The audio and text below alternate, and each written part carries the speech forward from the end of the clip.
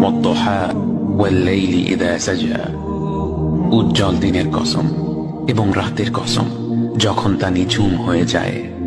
মা ওয়াদ্দা'কা রাব্বুকা ওয়া মা ক্বালা, তোমার রব তোমাকে কখনো পরিত্যাগ করেননি এবং তোমার প্রতি অসন্তুষ্ট হননি।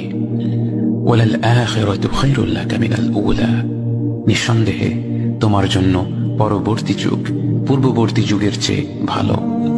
ওয়ালাসাউফা ইউ'তিকা রাব্বুকা ফাতারদা, আর শীঘ্রই তোমার রব তোমাকে এত দেবেন যে তুমি খুশি হয়ে যাবে।